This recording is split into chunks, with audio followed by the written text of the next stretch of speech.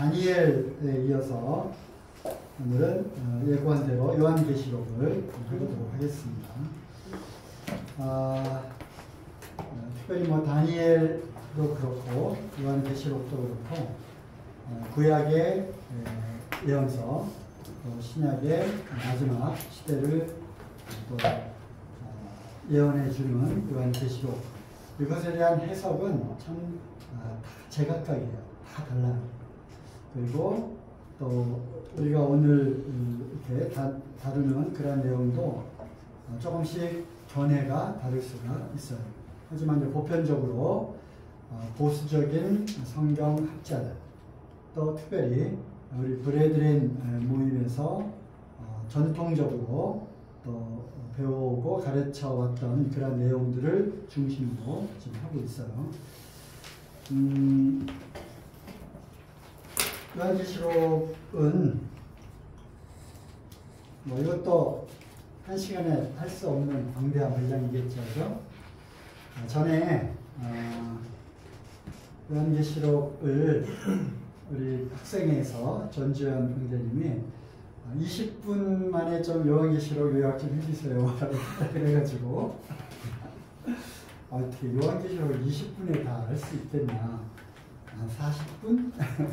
근데 결국 1시간 정도 걸렸어요. 우리 학생회에서 했는데 아마 예찬이나 예빈이가 좀 들었을 수도 있는데 생각 안 나지? 저도 기억나려고 하지? 기억 안 나?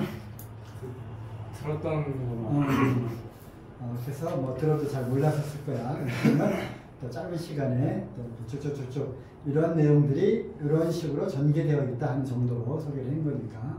물론 이제 현 시대의 그런 흐름에 맞춰서, 왜냐하면 지금 우리가 분명히 종말의 때에 살고 있거든요. 요한계시록의 지금 어느 지금 시점을 우리는 맞이하고 준비하고 있는 그러한 시기일 수도 있어요. 그래서 그런 것들도 함께 지금 세계 정세와 또 앞으로 예견되는 여러 가지 과학 문명, 그리고 세계의 정치, 외교, 경제, 문화, 사회가 어떤 방향으로 지금 가려고 하고 있는지, 이런 것하고 계시록의 여러 가지 예언들하고 비교해 가면서 보면 참 좋을 수도 있지만 또 잘못하면 또 억측이 될 수도 있고 그렇습니다. 그래서 오늘도 마찬가지로 1시간은 아니고 다음 주까지 2시간에 걸쳐서 계시록의 어떤 내용들을 쭉 요약을 하도록 그렇게 하겠습니다. 듣고서 계시록을 보는 거하고 듣지 않고 보는 거하고는 전혀 달라요. 그렇죠? 자, 계시록에 기록된 배경은 누가 썼죠? 요한이라면 요한. 예수님의 12 제자, 12 사도 중에 요한이 적었고요. 언제 기록됐느냐? 가장 나중에 기록이 됐어요. 예수님이 이제 베드로가 이제 한 자리 차지하려고 막 이렇게 이제 아양줄 떨고 좀 그러잖아요. 그래서 누가 예루살렘에 예수님이 들어가서 왕이 되시면 우리 제자들 중에 누가 왼쪽, 오른쪽, 누가 더 좋은 자리를 차지할 거냐, 이런 것을 물었어요. 그랬더니 예수님이 베드로에게 뭐라고 했죠? 그거는 너 할 바가 아니다. 누구를 내가 거기 앉힐지라도 너는 알 바가 아니다. 그리고 또 하나 이제 말씀하셨잖아. 너는 젊었을 때는 너 나름대로 그냥 여기저기 그냥 막 다녔다면 이제부터는 너가 어떠한 죽음으로 주님과 복음을 위해서 죽을 것이다. 이런 어떻게 끔찍한 이야기를 청년들이 교제했어요. 아, 그래요? 요한복음 21장. 베드로는 또 그런 얘기를 들었고, 베드로, 요한, 야고보 이 셋이 또 수제자였잖아요. 그러니까 베드로가 이제 그러면 쟤는 어떻게 되겠습니까 하고 으떡했어. 그게 바로 요한이야. 그래서 저를 내가 남겨둘지라도 너는 상관하지 말고 그런 얘기를 했어요. 그죠? 그래서 그 사랑받던 그 제자가 바로 요한인데, 요한은 바로 하나님의 이러한 뜻을 나중에 받아서 기록할 목적으로 하나님이 남겨놓으신 마지막 사도였어요. 그래서 이제 AD 95, 96년이면은 이때가 언제냐면 예수님이 언제 돌아가셨지? 예수님 탄생을 기점으로 해서 우리가 이제 쉽게 계산하면 BC, AD를 나뉘는 거잖아. 원래 실질적으로는 이제 BC 4년경으로 또 그 당시에 달력 시스템하고 로마 시대의 황제가 새로 만든 그레고리력, 율리우스력 이러한 태양력이 또 차이가 있었기 때문에 실제로는 BC 한 3, 4년경에 예수님 탄생한 거고 어찌됐든 예수님이 33세에 돌아가셨으니까 공생애를 30세 때 공생애를 시작했고 사역을 3년 반 동안 하시고 돌아가셨으니까 기껏해야 뭐 33년 그죠? AD 예수님 돌아가시고 이제 제자들이 또 핍박을 받으면서 또 예루살렘에서 사마리아로 유다로 사마리아로 온 땅 끝까지 예수님의 제자가 되는 사도행전의 역사가 쭉 일어났잖아요. 그죠? 그 가운데 AD 70년 우리가 이제 세계사에서 그때 배웠어요. 다시 또 나중에 얘기하겠지만 AD 70년에 로마가 타이터스 성경에는 디도라고 하는 그런 장수에 의해서 로마가 군대를 끌고 와서 예루살렘이 완전히 함락이 됩니다. 언제? AD 70년. 예수님이 했던 예언이 그대로 성취되었어요. 무슨 예언이죠? 볼 하나도 도적에 남기지 않고 무너지리라. 얘기했었죠. 이 성전을 헐라 내가 3일 만에 다시 일으키겠다고 하는 바로 그 성전이야. 그래서 사람들은 이제 미쳤다고 우리가 이것을 수십 년 동안 다시 재건한 건데 네가 무슨 죄로 3일 만에 일으키려고 하느냐. 예수님은 육체된 자기 몸을 가르쳐서 그렇게 얘기를 한 거잖아. 그게 바로 뭐야? 죽으시고 부활하신다는 것을 비유적으로 설명하신 거잖아. 3일 후에 다시 성전이 일어날 것이다. 아주 놀라운 얘기를 했죠. 어쨌든 70년에 예루살렘도 함락이 됐고 다 이제 흩어졌어요. 그리고 나서 이제 교회는 또 많은 핍박을 받게 되는데 이따가 이제 그 테이블이 나오는데 로마의 황제들에 의해서 네로 알죠? 네로 그리고 그 이어서 여러 황제들에 의해서 기독교인들이 핍박을 받는 그런 때였어요. 그때 요한은 밤모라고 하는 밤모섬으로 이제 유배를 합니다. 귀양을 가요. 그래서 거기에 갇혀서 약 한 3년 정도 어디가 나오는데 거기서 머물게 되는데 여기서 어느 날 환상을 보게 되죠. 계시를 이제 보고 듣게 됩니다. 그것을 기록한 것이 바로 요한 계시록이에요. 그러면 핍박과 환란 가운데 있다 할지라도 인내하고 견뎌라. 그리고 이제 주님이 다시 오시게 되면 세상 나라들을 심판할 것이다. 그때까지 성도들은 인내하고 거룩한 성도의 삶을 살 것을 그게 바로 포인트예요. 예언이 어떻게 이루어지고 그것이 포인트가 아니라 하나님 최종적으로 공의로우신 주님이 다시 오셔서 공의로운 심판을 세계 만방에 다 펼칠 것이다. 그것이 핵심입니다. 자, 시기는 이렇게 됐고 예수님이 죽으셨고 복음이 쭉 전해지고 사도 바울이 1차 전도여행, 2차 전도여행, 3차 전도여행 그리고 사도 바울도 순교합니다.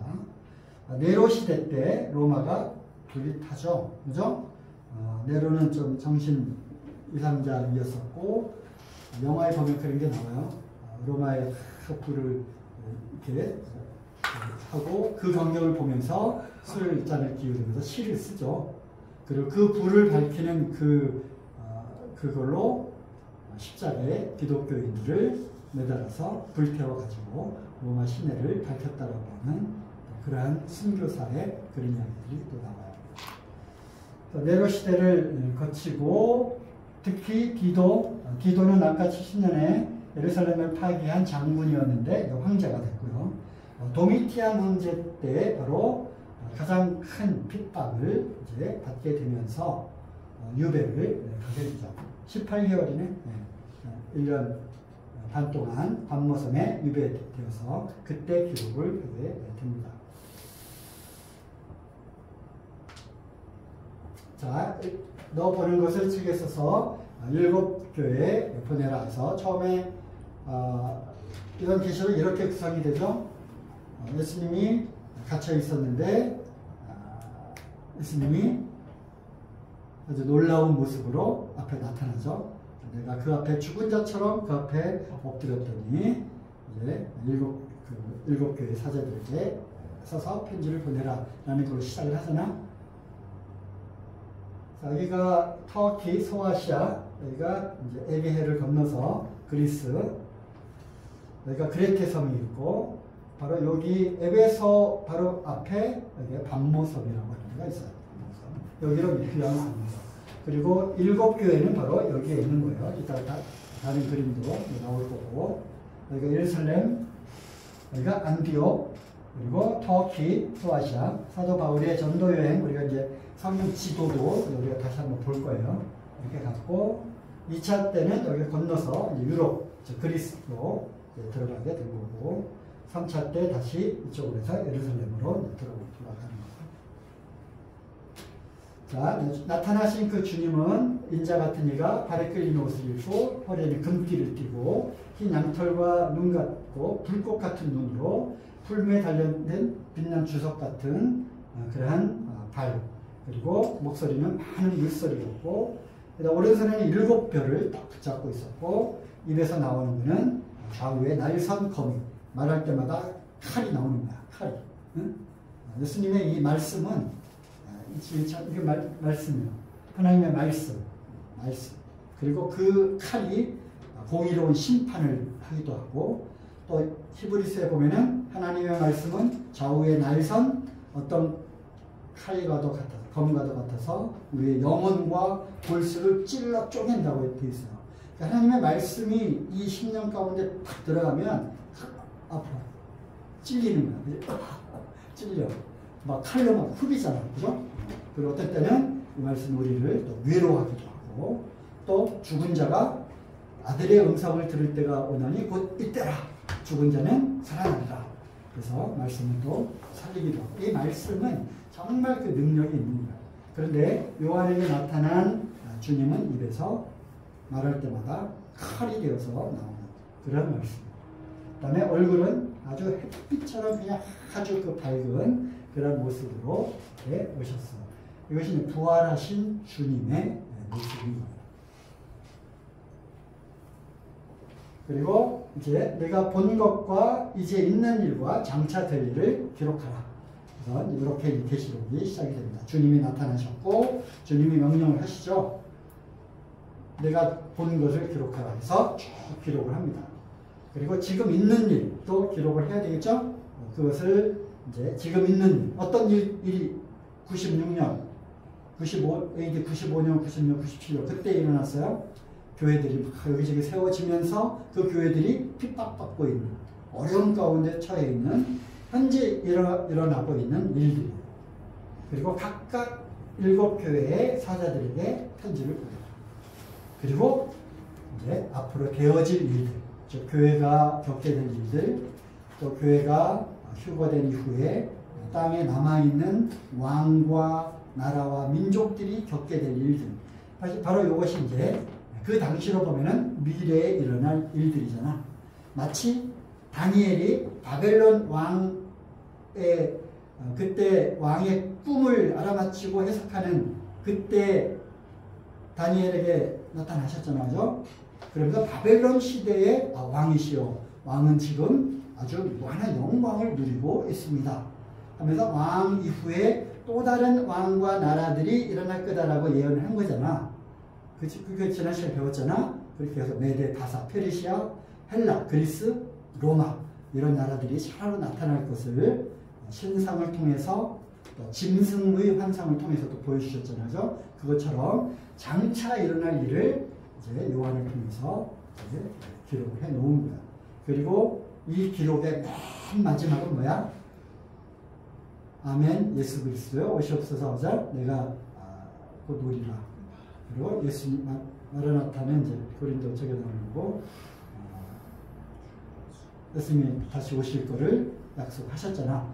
그걸로 계시록이 끝나고 또 성경도 그걸로 끝이 나는 거야. 전에 우리가 타임라인 했잖아. 창세기에서 시작한 것이 요한계시록에서 이제 마무리가 되는 거잖아. 죄가 들어온 것이 죄가 어떻게 이제 끝나는 거고. 또 사단이 어떻게 들어왔고 사단의 출구가 있고, 그죠? 그다음에 아담과 하와의 결혼식이 있었고 또 뭐가 있는 거야? 어린 양의 혼인잔치가 있는 거고. 세상이 시작됐고 세상이 끝나고 이러한 것이 창세기에서 시작된 모든 인류의 역사 그리고 성경 66권의 끝이 계시록에서 끝나게 되는 거예요. 그것을 기록하라고 하는 거죠.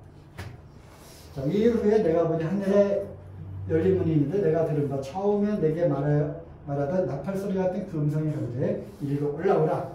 이후에 마땅히 될 일을 내가 너한테 보이리라. 그래서 2장과 3장은 일곱 교회에 보내는 편지.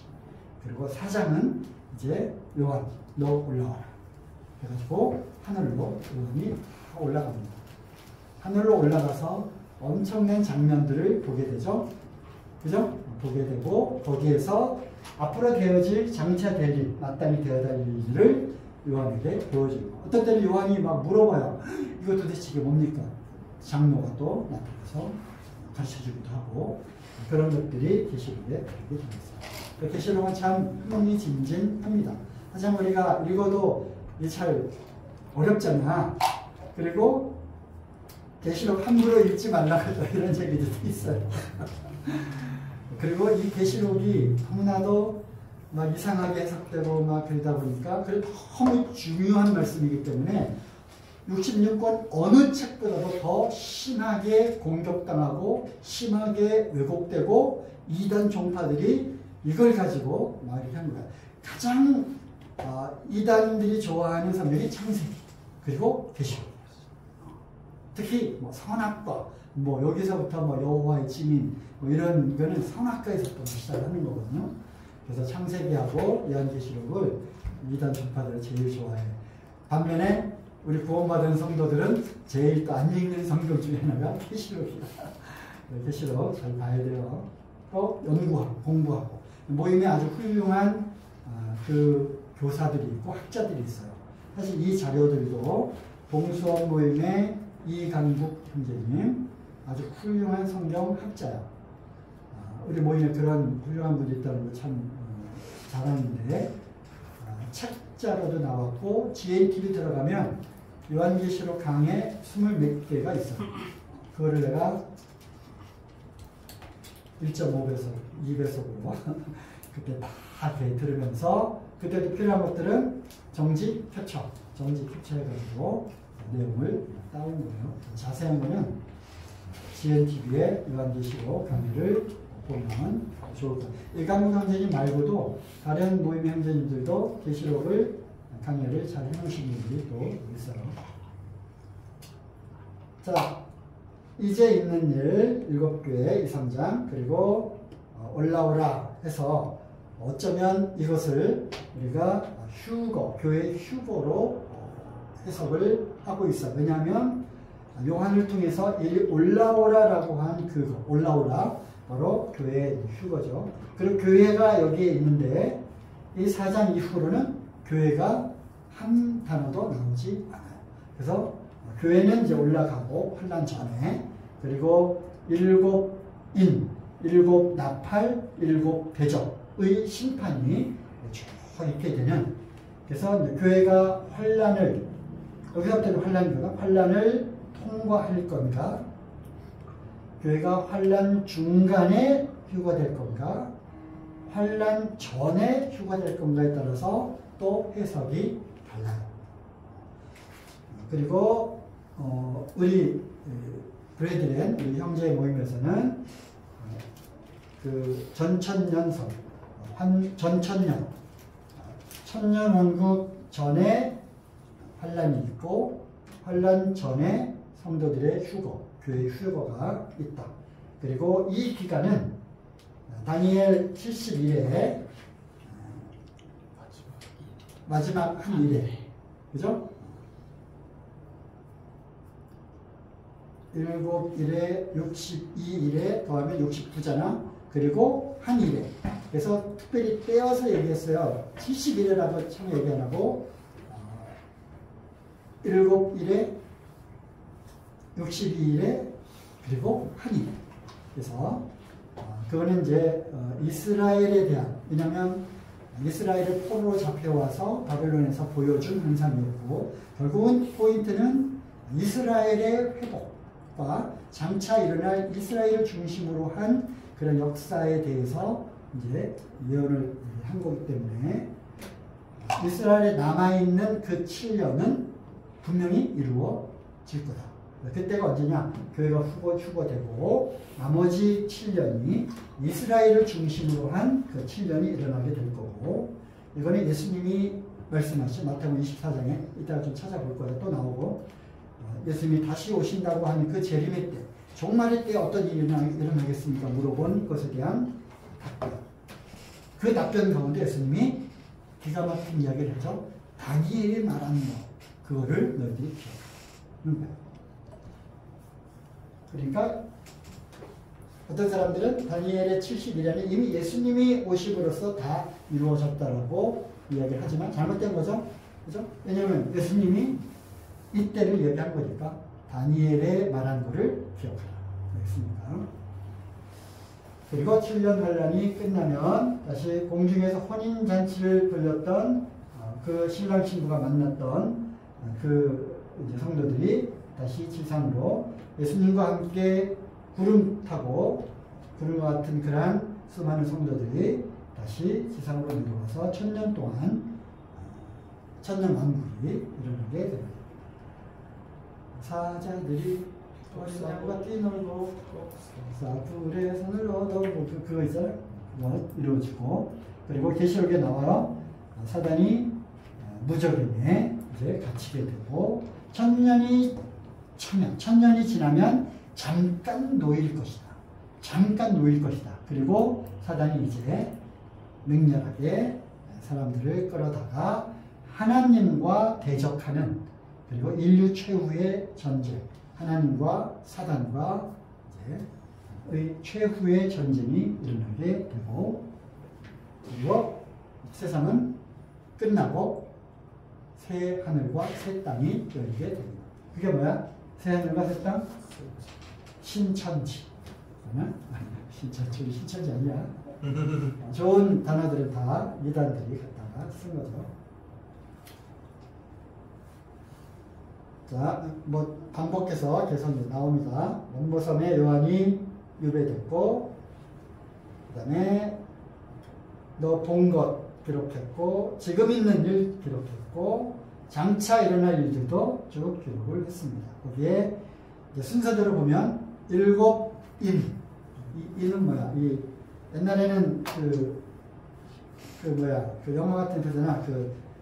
비밀 문서에다가 그 촛구멍을 딱 떨어뜨리고 여기다 인장 반지 꽉 눌러가지고 떼면은 그 밀랍한 게 떨어지지 않는 거죠.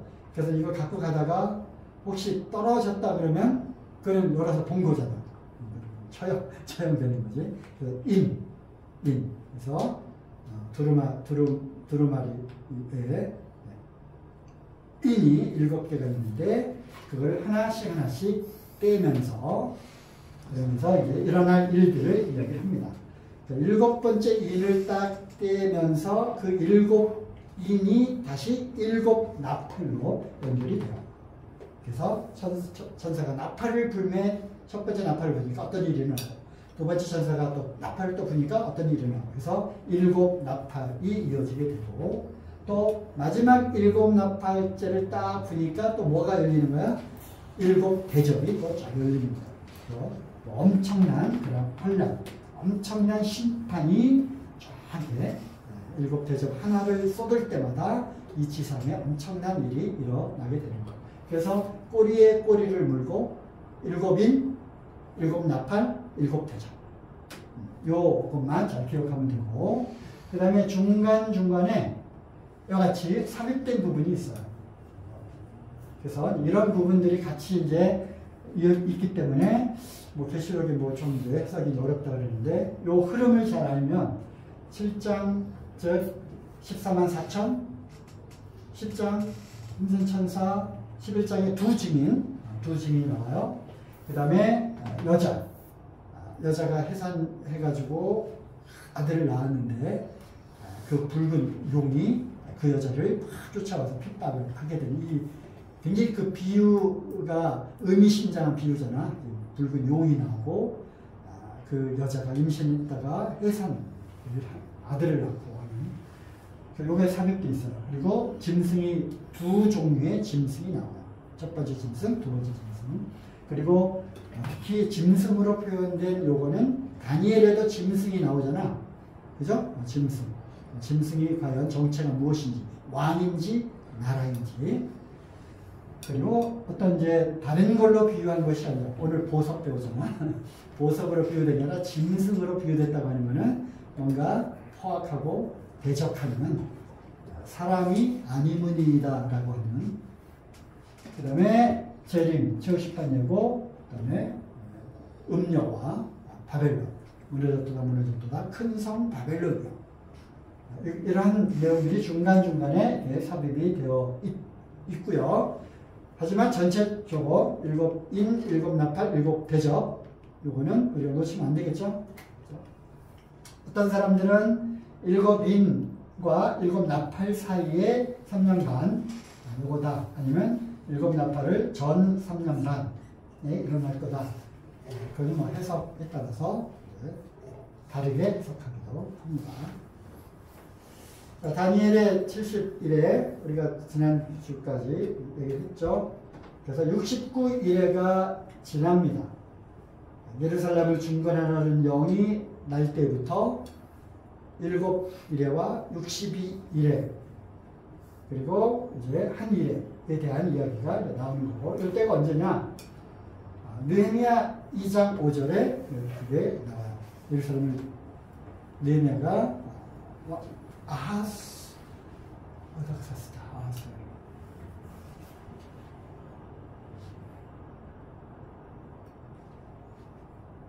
그래서 기억력이 좋을 때 말씀을 열심히 읽고 열심히 가르쳐야 돼. 이따가 오면 이제 페르시아 왕에게 느헤미야가 요청을 하죠. 예루살렘을 중건해야 되겠습니다. 그랬더니 느헤미야가 총독의 그러한 권한을 갖고 예루살렘을 가서 예루살렘 성을 중건하게 됩니다. 이때부터 이제 카운트가 시작되는 거죠. 69일에 곱하니까 483년. 그리고 정확하게 그때 예수님이 십자가에서 돌아가십니다. 기름 부은 자가 끊어 없어질 것이요. 여기까지가 이루어졌어요. 그리고 한 일회가 이어서 계속되느냐 하는 거에 대해서 쟁점들이 있었는데, 우리가 예언의 어떤 산봉우리와 그 골짜기 이 그림 같지, 그죠? 우리가 종말을 할 때 예언의 큰 두 봉우리, 하나는 예수님의 초림, 하나는 예수님의 재림.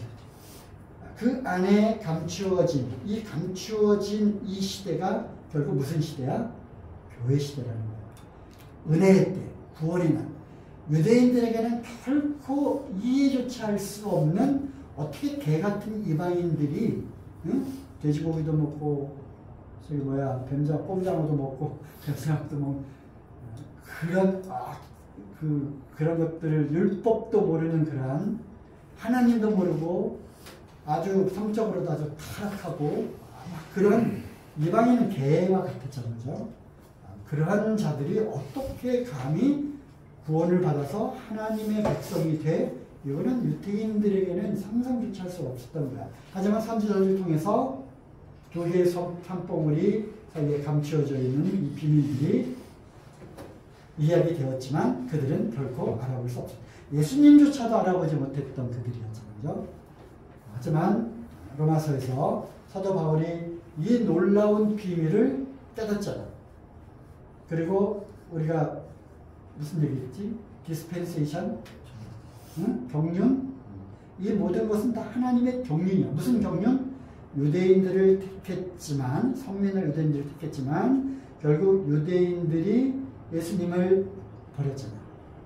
그리고 이 대가로 유대인들은 엄청난 핍박 가운데 들어간 거고, 이 대가로 이방인들에게 기회가 열린 거야. 우리도 우리한테까지 이 한반도라고 하는 이 땅끝 이 극동 지방에까지 복음이 전해져 가지고 우리도 누구나 다 쉽게 믿고 구원을 받을 수 있는 거잖아. 이게 얼마나 큰 은혜야. 이 교회 시대가 잘 진행이 되는 거야. 그리고 사도가 얘기했잖아. 이방인의 충만한 수가 차기까지 이스라엘의 도로는 완악하게 됩니다. 이스라엘이 지금도 완악하게 예수님을 거절하고 있는 이유는 뭐다? 이방인들에게 여전히 구원의 기회가 열려 있다는 거예요. 하지만 참 감람나무인 유대인들, 돌 감람나무로 여기에 접붙임을 받은 이방인들, 그래서 참 감람나무인 유대인들이 거절함으로 2000년 동안 핍박을 받고 있었던 이 역사를 우리는 알고 있잖아. 아우슈비츠 들어갔잖아요. 그죠? 이 복음을 거절한, 예수님을 거절한 대가가 이렇게 참혹한데, 하물며 이방인인 주제에 은혜로 믿음으로 구원을 받는 이 선물을 주셨는데, 이것을 이방인들이 거절하면 그 대가는 어떻게 될까요? 끔찍한 거죠. 일곱 나팔, 일곱 대접의 그런 심판을 받아도 싸다. 그러므로 그 날이 오기 전에 어떻게 하라? 지금은 구원을 받을 만한 날이요, 은혜의 때다. 예수님이 언제라도 다시 올, 왜? 지금 구원받은 신부들을 얼마나 보고 싶어 해. 예수님이 신랑이라면 그렇잖아. 오늘 그 진주 얘기 들어왔잖아요. 진주 값진 보서 자기 피를, 자기 생명을 던지고 우리를 값주고 샀단 말이야. 얼마나 보고 싶겠어. 같이 막 이렇게 어우러져서 지내고 싶겠지. 그래도 불구하고 하루가 1000년 같고 1000년이 그 하루 같은 그 세월을 예수님은 기다리는 거야. 왜? 다 회개하고 돌아오고 아무도 멸망받지 않기를 원하셨기 때문에. 지금이 그 때예요. 그때. 하지만 이제 이것이 언젠가는 끝날 때가 오는 거죠. 마감이 되는 거다. 마감이 되고 교회는 이제 휴거돼서 올라갑니다. 그리고 나머지 69 감추어졌고 비밀이었고 은혜였고, 이제 그 남은 7년, 유대인들을 중심으로 한 그 7년이 여기서 이어지게 되는 거예요. 이것을 바로 7년 대환란이라고. 왜? 예수님이 재림의 때, 종말의 때 무슨 일이 일어나겠습니까? 라고 물어본 그 예수님이 대답하는 장면에 야곱의 큰 환란이라고 설명하셨어요. 야곱이 누구지? 야곱이 이름을 바꿨잖아요. 그렇잖아요. 이스라엘. 군대 가면 다 백지가 되는 거야. 혼자, 그지? 군대 가면 다 백지가 돼서 오는데, 야곱의 큰 환난, 바로 이스라엘의 큰 환난, 이것을 이제 우리는 7년 대환란, 야곱의 큰 환란이라고 하는 거죠. 그리고 이제 다니엘서를 좀 읽어서 이걸 해석하다 보면 그 이래의 절반에, 이래의 그 중간에 이제 그 우리가 말하는 그 짐승, 그 짐승이 즉 적그리스도가 이제 성전에 아주 가증한 것들을 세우면서 유대인들이 속았다. 진짜 속았다. 그가 메시아인 줄 알았더니 아니었더라라는 것을 알게 되고 이제 정신을 차리게 되죠. 그래서 성경을 쭉 이렇게 다시 해석을 하다 보니까 메시아는 진짜 2000년 전에 오셨던 그 예수 그리스도가 진짜 메시아이었구나. 우리가 그를 창으로 찔러 십자가에 못 박았구나 하고서 그들이 대통곡을 하고 돌아오게 됩니다. 그래서 그들이 이제 두 증인과 함께, 두 증인, 제시록에 두 증인이 나와요. 그 그 두 증인을 통해서 전도를 받고 거기서 회개하고 돌아오는 유대인들이 있는, 유대인들에게 나머지 7년 동안의 하나님 기회를 다시 주시는 거예요. 그리고 그들이 속았다. 그러면서 스가랴서의 예언이 또 성취가 되고, 감람산 위에 한 발은 동쪽 이산에 한 발은 서쪽 이산에 지진이 나고 갈라지면서 예수님이 지상재림을 하게 되고 그들을 찌른 자들이 볼 것이다. 이런 예언이 이제 나와 있는 거예요. 그리고 이 3년 반, 이 숫자는 계시록에 또 다른 날짜로 또 소개가 되어 있어요. 그래서 다니엘의 예언과 계시록에 보여준 이 환상, 이 예언과 이것이 또 서로 일치하는 그러한 부분들이 있게 되는 거죠. 자, 또 그것도 복습이죠. 다니엘 이 느부갓네살 왕이 꾼 것에 대한 해석, 꿈도 알아맞히고 해석. 그래서 이런 우상을 본 거고, 금과 은과 동과 그 다음에 철로 된, 철과 흙으로 섞여 있는 이런 게 볼까요? 이거는 바벨론 왕, 느부갓네살 왕 그 이후에 나타날 왕과 나라입니다. 그리고 뜨인 돌이 하늘로부터 내려와서 이 발을 치니까 신상은 온데간데 없어지고 그 돌이 큰 무더기가 돼가지고 온 세상에 퍼지는. 그리고 다니엘 7장에 또 직접 다니엘이 꿈을 꾸죠. 환상을 봅니다. 4 짐승을 보게 되고 이 4개의 짐승의 아주 흉폭한 모습, 특별히 마지막 4번째 짐승이 결국 짐승과 여기에 나올 그 뿔들, 그리고 작은 뿔, 이것이 결국 로마와 또 로마의 그 뿌리를 이어받은 이 10개의 발가락으로 구성된 여러 개의 나라들. 그러니까 로마의, 헬라와 로마의 이러한 그 뿌리를 갖고 있는, 그리고 하지만 결코 섞이지 않는 나라들의 연맹체. 지금 우리가 판단할 때는 그게 바로 유럽연합이라는 말이야. 유럽연합. 그래서 많은 사람들이 지금 그 시점이라고 생각을 하는 거죠. 그 다음에 8장에 두 양과 염소, 이거는 헬라 왕 알렉산더와 그 죽은 이후에 4명의 장수들에 의해서 나뉘어질 4나라에 대한 예언이죠. 그거 똑같은 설명이고요. 맨 마지막 4번째 왕이 이제 아주 그 무시무시한 그러한 짐승이었어요. 그것이 이제 로마 제국이고, BC 63년에 바로에서 슬슬 십자가에 못 박았으며 무수한 그리스도의 피를 흘린 바로 그 배경의 나라가 로마라는 거예요. 로마의 정치와 로마의 종교, 뭐죠?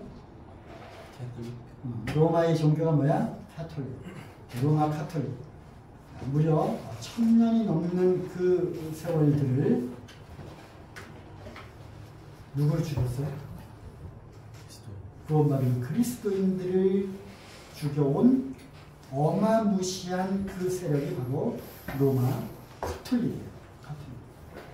정치는 정치대로 그 정치를 뒤에서, 그래서 정치, 즉 왕들의 힘이 셀 때와 교황권, 이 종교의 힘이 셀 때, 이게 이제 1000년이 넘는 그 중세 시대를 거치면서 이제 서로 이제 경쟁 관계, 공생 관계, 또 지배와 영향력이 있는 그런 관계로 이렇게 지내왔어요. 어떤 때 교황권이 너무 막강한 나머지 왕을 직접 세우고, 또 유명한 역사 사건인데, 그 역사 배울 때 우리가 얘기할 건데, 왕이 직접 와가지고 교황 앞에 무릎을 꿇고 용서를 비는데 하루가 지나고 이틀이 지나도 밖에는 눈보라가 몰아치는데 맨발로 무릎을 꿇고 비는 거예요. 어? 그런 사건도 있을 정도로 로마 카톨릭의 이 세력은 어마어마한 거였죠. 특별히 이제 종교 개혁을 마르틴 루터를 통해서 또 그 주변에 성경을 번역하고 번역된 성경, 자기네 말로 읽혀지는 성경. 그 당시에는 바티칸만이 성경을 해석할 수 있는 유일한 권한을 갖고 있었어요. 그리고 사제들 이외에는 성경이 금지도서야. 카톨릭이 그래요. 금지도서였어. 하지만 그때 독일어 성경, 영어 성경이 참 이제 번역이 되면서 일반인들이 성경을 읽게 되면서 그 정체를 알게 된 거죠. 무슨 정체? 다니엘서를 읽으며 계시록을 읽으며 바로 여기에 나오는 짐승, 음녀. 여기가 뭐냐? 역사로 보면 로마 카톨릭이다. 그래서 종교 개혁이 일어나게 된 거예요. 개신교가 이제 쭉 나오게 되는데, 그런 개신교들이 이제 막 종교 개혁을 하면서 로마 카톨릭 이제 저거 하고 하니까 로마 카톨릭을 사수하고 개신교를 잡아 죽이기 위한 조직이 또 나왔죠. 그게 뭐야? 그게 바로 예수회. 예수ite. 들어봤지? 예수회 얘기를 하는데 이렇게 졸고 있어. 헤이! 예수회 몰라? 구원받은 그리스도인들이 졸면 가서 죽이는 거야. 그래서 우리 로마 카톨릭 얘기는 또 교회에서도 몇 차례 얘기를 했고, 어떤 분들은 너무 남의 종교 이렇게 얘기하지 말라고 또 그러고, 어떤 분들은 전형제 조금 위험하니까 살살 얘기해. 그런 데도 있고 그래요. 어쨌든 아주 흉폭하고 포악한 이 네 번째 짐승의 정체가 뭐냐? 그 뿌리는 로마였고요. 지금은 사멸한 듯 보이지만, 역사를 통해 사멸한 듯 보이지만, 교회 휴거 후에 다시 한번 세계를 지배하게 되어 하나님과 성도들을 3년 반 동안 괴롭게 할 것이다. 하지만 주님께서 재림하심으로 파멸을 하게 된다. 다니엘 7장에도 여기 있죠. 열불, 천하나라에서 일어난 열왕. 그에 또 하나가 일어나려니 그는 먼저 있었던 자들과 다르게 또 새 왕을 북경시킬 것이며, 그가 장차 지극히 높으신 이를 말로 대적하며, 이거는 뭐 적그리스도죠. 분명히 그가 지극히 높으신 이를 대적하는 거예요. 대적하는 거예요. 적그리스도는 또 지극히 높으신 이의 성도를 괴롭게 할 것이며, 이제 지상에 남아있는 그 성도들을 핍박하고 잡아 죽이고 하게 될 것입니다. 그 로마 시대에 있었던, 중세 시대에 있었던 그러한 것들이 다시 이제 반복이 되는, 그런 것들이 예표로 보여준 거예요. 그가 또 때와 법을 고치고자 할 것이며, 때를 또 바꾸는 겁니다. 법도 고치고요. 성도들은 그의 손에 붙임받아 몇 년을 보내? 한때, 1년, 2때, 2년, 그리고 반년. 그래서 이렇게 3년 반 동안 그 손, 적그리스도 이 짐승의 손에 이제 영향력, 지배권 하에 성도들이 이렇게, 여기서 말하는 성도는 우리는 환란기 성도라고 그래서 부르는 거예요. 교회는 휴거됐잖아요, 이미. 교회는 휴거되고, 그 다음에 있게 되는 그 환란들 가운데 이제 전도를 통해서, 두 증인들의 그러한 전도를 통해서 돌아오는 소수의 사람들이 있어요.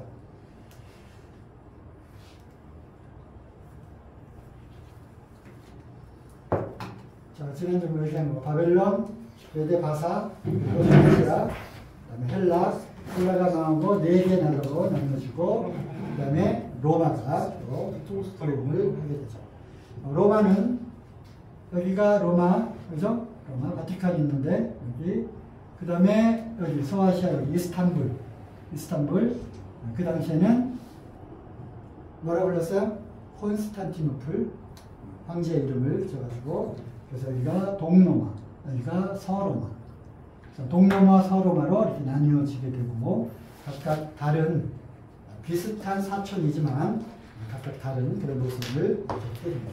여기에서 많은 이제 또 아류 카톨릭화된 아류 교회들이 나오는 거죠.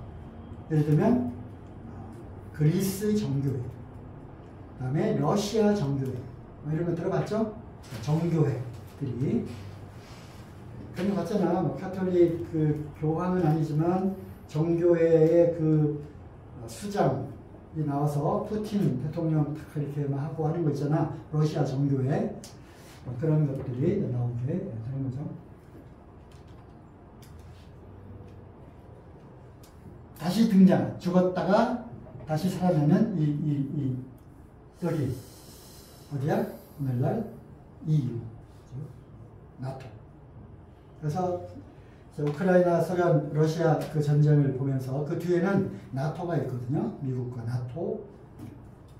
이것이 분명히 이제 중동 전쟁으로 연결이 되면서 지금 그렇게 계획하는 러시아 우크라이나 전쟁도 계획된 전쟁이거든요. 그리고 그 불씨를 계속 살려서 3차 세계대전으로 연결시키고자 하는 그 무리들이 있어요. 그리고 어찌됐든 크게 화약고는 중동이기 때문에, 왜냐하면 중동을 통해서 이제 결국 이스라엘과 연결되는 큰 전쟁이 아마 일어날지도 모르겠다. 지금은 중공과 대만 얘기도 조금 나오지만, 그리고 한국과 북한의 뭐 여기도 얘기가 좀 나오지만, 궁극적으로는 중동 지역으로 이 화약이 불꽃이 튀어가지고 아마 최후의 전쟁으로 이어지게 될 가능성이 아주 크다. 자, 71회 70주가 왜 71회, 70 곱하기 7 하면은 실제 490년이죠. 그래서 이것을 이제 해석을 한 거죠. 이제 그 히브리어로 1회는 이제 사부한데 7일로 계산할 건지 7년으로 계산할 건지 이런 것들이 말씀 가운데 있어요. 그래서 우리가 해석하기로는 7일로도 계산을 할 수가 있지만, 우리는 이제 7년으로 또 한 그러한 그 사례, 그러한 단어의 용법들이 있었기 때문에 우리는 70년으로 이렇게 보는 거죠. 자, 성경의 예를 보면 정탐꾼들이 가나안에 정탐하러 갔다 와서 40일 정탐하고 왔잖아. 그 하루를 1년으로 계산해서, 그죠? 거기에서 이제 이 하루가 1년으로 해석하는 근거가 있는 거고, 그 다음에 에스겔서에 4장 6절에 그 수가 작아지면 오른쪽으로 누워 유다 족속의 죄악을 감당하라. 이거. 그래서 문맥적으로 70주를 년 단위로 생각을 하고, 따라서 마지막 남은 한 일에, 그를 7년, 한 일에 7일이죠. 마지막 남은 7일. 마지막 남은 7일을 우리가 문자 그대로 7일로 해석할 거냐, 7년으로 해석할 거냐, 이 이야기야. 우리는 이제 7년으로 해석을 합니다. 그리고 한 때와 두 때와 반 때, 이제 3년 반. 계시록에는 1260일. 아니다. 다니엘서에 나와요. 다니엘서에. 그 날수가 1260일로 이렇게 나와 있죠. 71일 시작, 느헤미야 2장 아까 얘기한 대로 아닥사스다. 아수에로가 아니라 아수에로는 에스도. 아닥사스다 왕 제20년 니산에 느헤미야가 가서 성전을 중건하겠습니다 하고 왕의 허락을 받아서 가서 중건을 하죠. 그리고 기름 부음을 받은 자 왕이 일어나기까지 7일에 플러스 62일에, 한꺼번에 69일이라고 안 하고 이렇게 띄어서 이렇게 이야기를 한 거죠. 그리고 그 다음에 62일에가 지나면 기름 부음 받은 자, 성경에 기름 부음을 받다 헬라어로 크리스토스야. 크리스토스, 그리스도죠. 끊어져 없어질 것이다. 예수님이 십자가에서 돌아가셨죠. 그 다음에 마지막 남은 한 일에 7년 동안 장차 한 왕이 7년 동안의 언약을 굳게 정할 것이다. 그 왕이 누구냐? 어떤 사람들은 이 왕이 그리스도라고 얘기했지만 잘못된 해석이고요. 왕은 바로 적그리스도입니다. 그래서 이제 언약을 굳게 정합니다. 그래서 우리가 해석하기로는 이스라엘과 중동의 그러한 아주 심한 그러한 다툼, 특히 무엇을 중심으로 다툰다 그랬어요? 성전. 아브라함이 이삭을 바치려고 했던 곳, 그 다음에 처음에 솔로몬이 성전을 지은 곳. 하지만 예수님 때 다 무너졌잖아. 바로 그 성전 터에다가 유대인들은 제3성전을 짓고 싶은 거야. 그치? 솔로몬 때 지었던, 최초로 지었던 성전, 그리고 바벨론에서 포로로 다시 귀환해가지고 재건한 스룹바벨 성전, 제2성전, 그게 바로 헤롯 왕 때에 다시 리모델링을 했단 말이야. 멋있었겠지. 리모델링 했으니까. 예수님이 제자들이 가서 예수님과 함께 본 그 성전이란 말이야. 그 성전이 무너졌잖아. AD 70년에. 정신 차려? 그 성전을 다시 그 터에다가 짓고 싶은데 그 터에 지금 뭐가 놓여 있어? 이슬람 사원이 돔 모양의 사원이 세워져 있어. 여기가 이스라엘 3대 성지 중에 하나야. 메카. 그다음에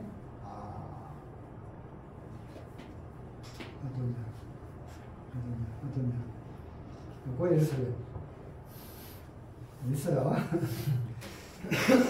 편집 안 되지. 이거 신뢰받는 사람이 가르치고 있으니 메도나 뭐 있어요. 그래서 이거를 그 자리가 우리 자리, 옛날에 우리 자리였다. 그러면 이제 전쟁이 정말 3차 세계대전이 일어나요. 아랍 세력들이 다 일어날 거니까. 그래서 아마 평화의 사도라고 일컬어지는 인물이 등장해서 이스라엘과 아랍 또는 전 세계와 더불어 이제 조약을 맺었다. 평화조약.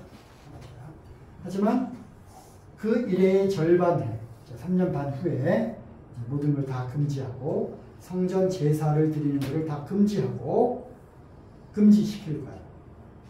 3년 반 후에 금지시키고 거기에다가 옛날 적그리스도의 모형인 그 안티오쿠스 에피파니스라고 하는 시리아 장군이 들어와서 성전에다가 돼지를 바치고 돼지 피를 막 뿌리고 하는, 그리고 제사장들을 엄청나게 잡아 죽이는 뭐 그러한 일들이 있었는데 그것이 요거에 대한 모형이에요. 모형. 적그리스도 모형. 3년 반 후에 예물을 금지하고 포약하여 가증한 것이 날개를 의지하여 그곳에 설 것이다. 어떤 거기에다가 성전에다가 우상을 세우게 되는 거죠. 이스라엘 역사 가운데 그런 일이 있었잖아. 아주 악한 왕이 나와가지고 이방 우상을 성전에다가 갖다 놓고 한 왕들이 있었잖아. 그죠? 그런 것처럼 적그리스도가 7년의 그 반에 모든 제사를 다 금지시키고 아마 날개 달린 그 우상을 갖다 놓을 건데 사람들이 그렇게 얘기하는 거죠. 그러면 그 우상이 뭐냐? AI냐? 이런 얘기 AI. 로봇.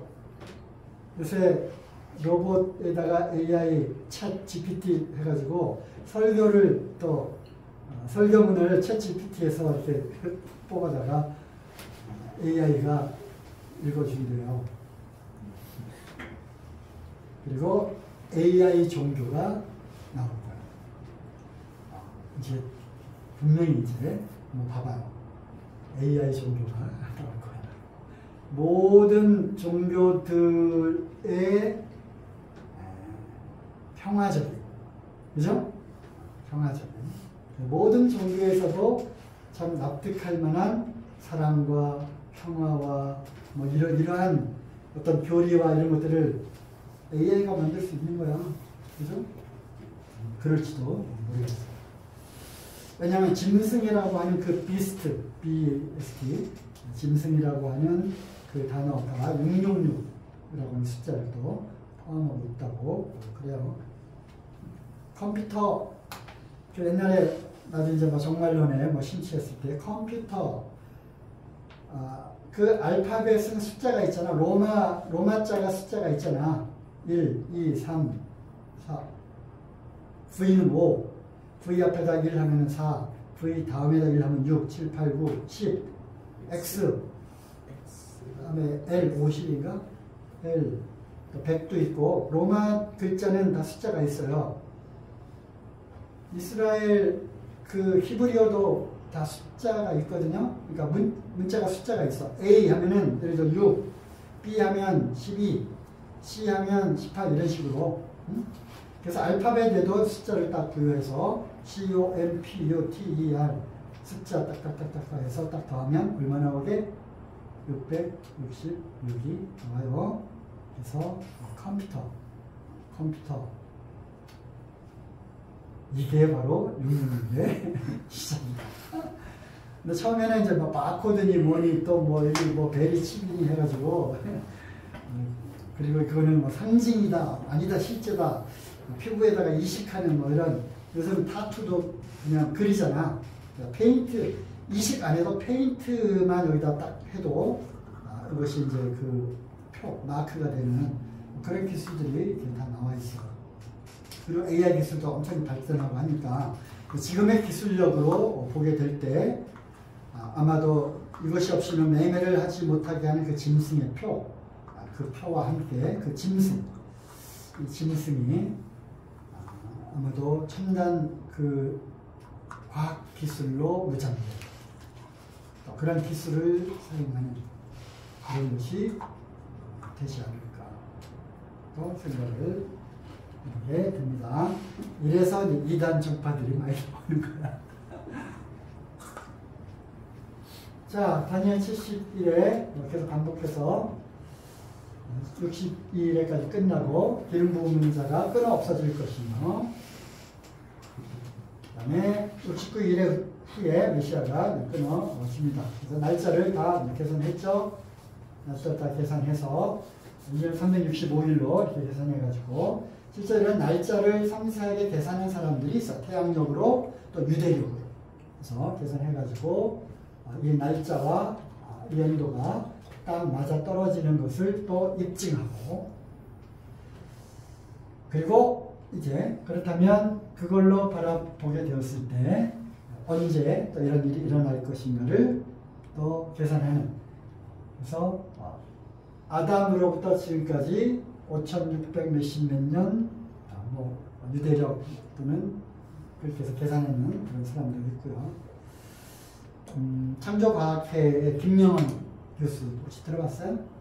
김명헌 교수가 창조과학 그 관련해가지고 아주 재미있게 성경을 또 해석하고 그러는데 그분은 이제 다니엘 71회를 뭐 달리 해석을 합니다만 날짜 계산하는 그런 유진 그 박사님의 그런 자료들을 쭉 모아가지고 아주 섬세하게 아담 이후로 모든 그런 연대를 쭉 정리해 놓은 그런 것들을 자료들을 갖고 있고 그런 것들을 또 설교를 하고 있어요.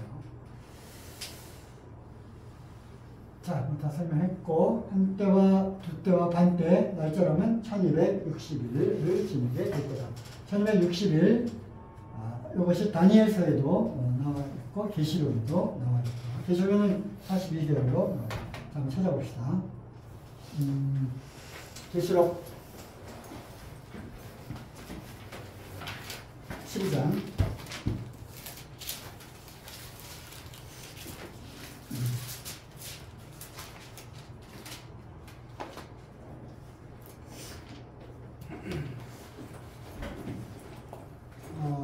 (12장 7절) 12장 6절 그 여자가 광야로 도망하며 거기서 1260일 동안 저를 양육하기 위하여 하나님이 예비하신 곳에 있더라. 그 아이가 누구냐? 그 여자가 낳은 아들이 누구냐? 이스라엘.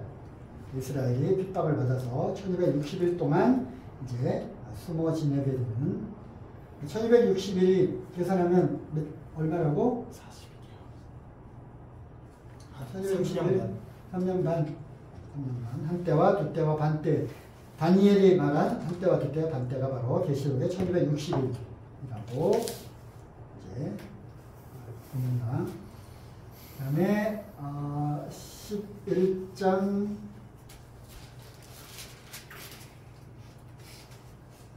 3절 내가 나의 두 주민에게 권세를 주리니 저희가 굵은 베옷을 입고 1260일을 예언하리라. 그래서 두 주민이 누구냐에 대한 이야기도 이제 있는데 어떤 사람들은 이제 모세와 엘리야가 아니겠느냐 이렇게 또 분별을 하기도 합니다만 모르겠습니다. 어쨌든 두 주민이 나와서 1260일 동안 예언하고 말씀을 전합니다. 하지만 짐승에게 잡혀서 죽어요. 하지만 죽었다가 다시 살아나서 올라갑니다. 두 주민 이야기도 1260일이 나오고요. 42개월로 표현된 것은 11장 2절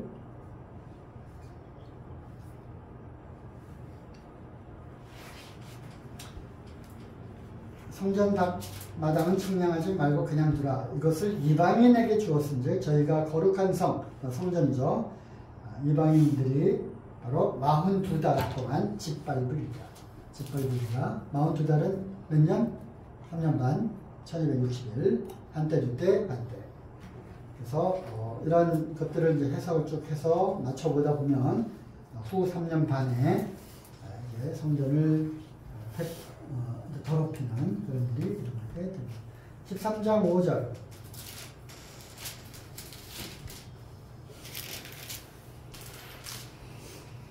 또 짐승이 큰 말과 청렴된 말하는 입을 받고 또 42달 일할 권세를 받으니라. 짐승의 입을 벌려 하나님을 향하여 회방하되 그의 이름과 그의 장막 곧 하늘에 거하는 자들을 회방하더라.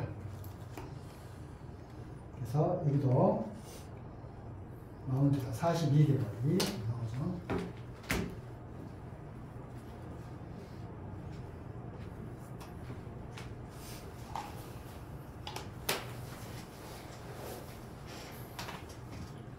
빨리 가네. 어쨌든 7인 하기 전에 봅시다. 69일에와 71회, 그 한 일회 사이에 이제 소위 아까 얘기한 교회 시대, 은혜의 시대, 감추어진 그 시대죠. 그 사이에 간격이 있다라고. 이거는 79일에, 62일에, 7일에가 연속적으로 있다. 그래서 그 모든 것의 완성은 예수 그리스도의 오심, 예수의 십자가에서 돌아가심으로 모든 71회의 예언이 끝났다라고 분별하는 사람들 있었고요. 그 다음에 우리는 갭이 있다라고 해석을 하고 그렇게 믿고 있죠. 그래서 오늘날 많은 세대주의, 우리 모임은 세대주의에 입각해서 전천년설, 그리고 환란전 휴거, 그리고 요 해석, 이 분별을 우리는 믿고 있습니다. 그래서 이제 전천년 세대주의자는 언약주의자들, 그 다음에 천년왕국도 문자 그대로 천년왕국이 아니라 이건 비유적인 거다 라고 해서 해석하는 무천년주의자들, 여러 그 성경 해석이 다른 그런 부류의 사람들에 의해서 다니엘의 그 7일회가 이제 다르게 또 해석되기도 합니다.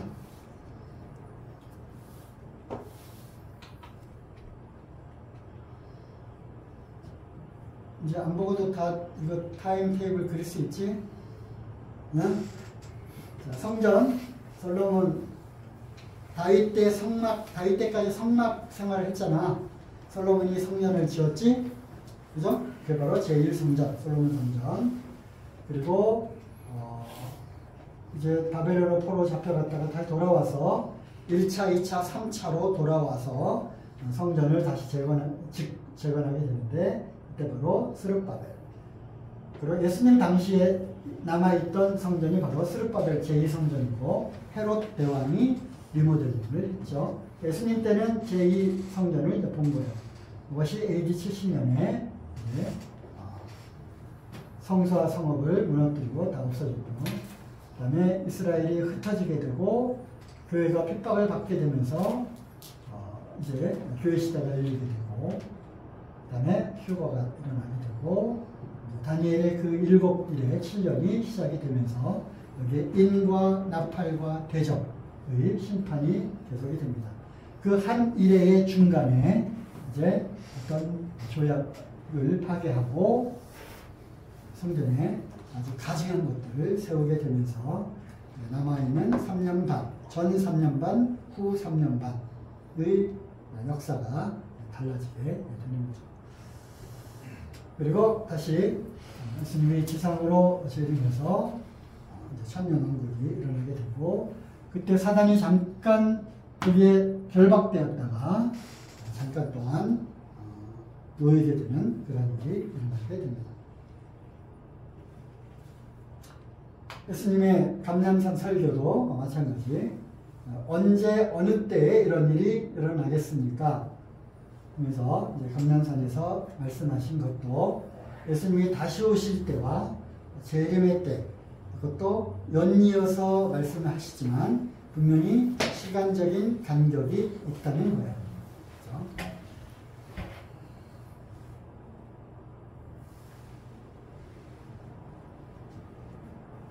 시간이 많이 지나간 관계로 오늘은 여기까지 하고, 다음 주에 7 나팔, 7 대접, 그리고 중간중간에 삽입된 여러 가지 그 비유적인 것들이 무엇을 의미하는지 그런 것들을 좀 하겠습니다.